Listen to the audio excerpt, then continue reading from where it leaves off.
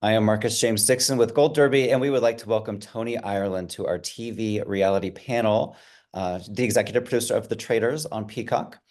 Toni, season one was big, but season two was explosive in terms of fans and critics and online buzz. To what do you attribute this immense growth? It was fantastic, wasn't it? We were really overwhelmed by the success and the way that the viewers really took it under their wing and have really been tweeting about it and talking about it. It's been fantastic. We're so overwhelmed with the reaction. I think, season one had an audience. And then I think one of the key things that we changed in season two was to go for an all celebrity cast. We had a mixed cast in season one, which was brilliant and worked really nicely for us. But then we sort of changed to an all celebrity cast.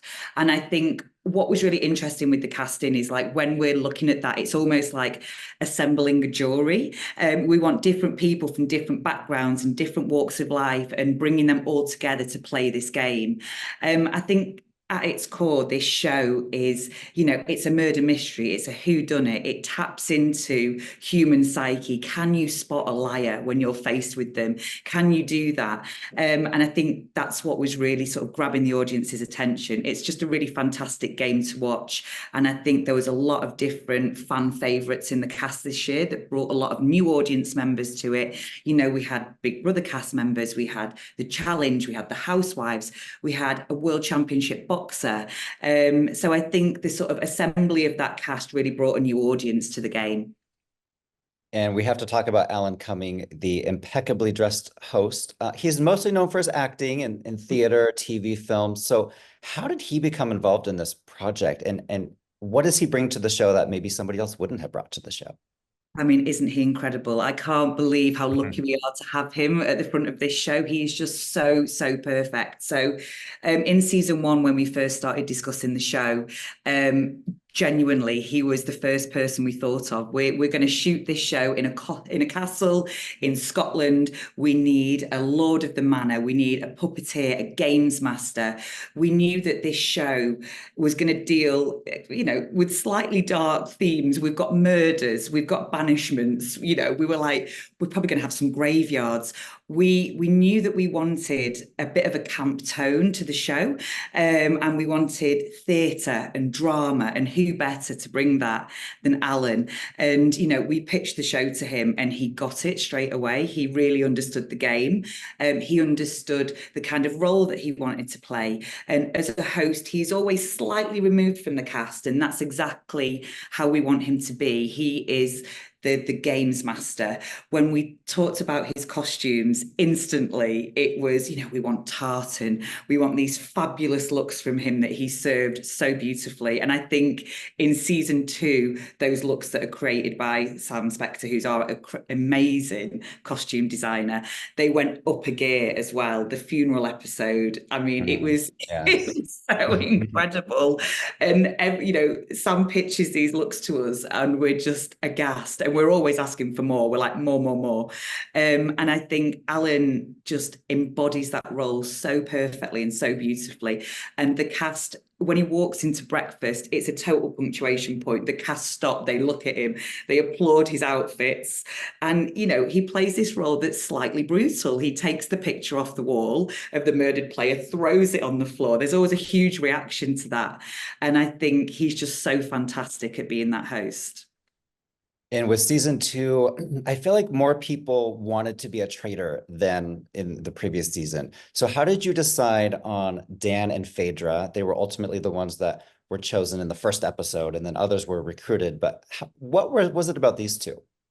I think we wanted to make sure that both our traitors came from different worlds. So we didn't want two gamers in there. We didn't want two housewives in there. When we're selecting our traitors, before we start shooting, we have an idea of who we might like as a traitor. And we do personality tests on people as well, on all our cast, just to see how they would cope with lying and in what kind of situations they'd be good at. But not until Alan has the gold chats do we make our final decision. So our sort of golden rule is that if someone wants to be a traitor, then they can be considered. If someone doesn't want to be a traitor, we would never make them a traitor. They could be recruited later, but you've got to want to be a traitor in the start. And I think for Dan, he had the background of Big Brother. He was a Big Brother legend. We thought it'd be really interesting to see him play the game. He was super confident. He was like, I can do this. I promise I'm going to be amazing. I won't let you down. I'm going to be great at strategy. And really interestingly, he struggled slightly at being a traitor. It wasn't the same game as Big Brother. And I think that was one of the most interesting things about the show. Mm. Phaedra, I mean, what an incredible, incredible woman. I am obsessed. And she just had this fantastic personality. She was so warm. We think to be a traitor, you also need to be strategic but likable. To be a great traitor, the rest of the cast need to like you and sort of want to keep you around. And she played that so brilliantly. So she was fantastic. So choosing those two was great. And my personal favorite moment from this year was Parvati having to poison somebody in plain sight with this chalice. And she ultimately chose Ekansu, or as Phaedra would say, Lord, not Ekansu. I loved that moment. Everything about it. What can you tell us about that? So when we're approaching a new season, we want to make sure that there is familiarity there for the viewers so that you know what the game is. The game is, if you're a faithful, get the traitors out. If you're a traitor, survive until the end. That is the game. And we're really careful that they are the boundaries of the game. But what we need is some twists to keep every season exciting and to move it on for the viewers. I think sometimes you can feel like the traitors have an easy run of it. They have all the power. Obviously, it's very hard to be a traitor, but they have the power in this game. And I think our job as producers is to put them under a little bit of pressure.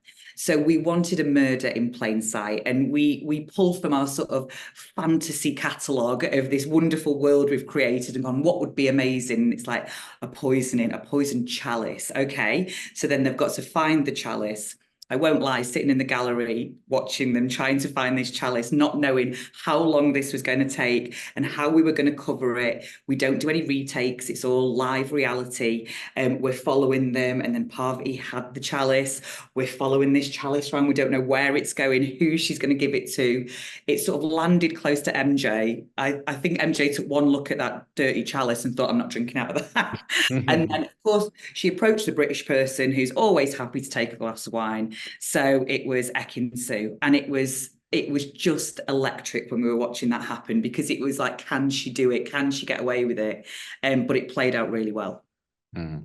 And I also want to let people know that you produced the UK version of The Traitors. Yeah. So I'm curious, what is the biggest personality difference between American contestants and English contestants? Yeah. So I think with the British cast, they are civilians, non-celebrity cast. And obviously in the States, we use celebrities. So in the States, it's very strategic. We've got lots of amazing game players that are used to this, that are used to being on TV. So there's definitely a slight difference there. In the UK, I feel like we get a lot more emotion out of the cast because it does mean a lot more as well. They're real people, real emotions. And again, the theme of our show, it's lies and deception. It's such a personal feeling.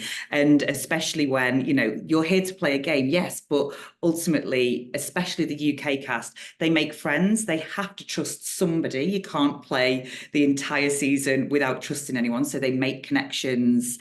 And it probably cuts a little deeper when they find out who's been lying to them and who traitors are. And especially also, if you're a faithful and everyone turns on you, I think that's one of the things that's almost the hardest to watch sometimes when you're watching the show, especially in early episodes when the players have absolutely nothing to go on. And it can be the slightest bit of doubt, maybe it's been placed by a traitor in someone's head, that faithful is a traitor. And all of a sudden, because no one wants their name to come up at that round table, it's much easier to just go, well, their name's come up, so I'm just going to go for them. And before you know it, it's a herd mentality. Well, before we go, season 3 of The Traitors US, is there anything you can tell us or hint to us? I can't give you away too much, but obviously there will be more twists and turns. And Alan's outfits, you haven't seen anything yet. They are off the scale. All right. Well, thank you so much for chatting with us. We'll see you at the roundtable. Thanks.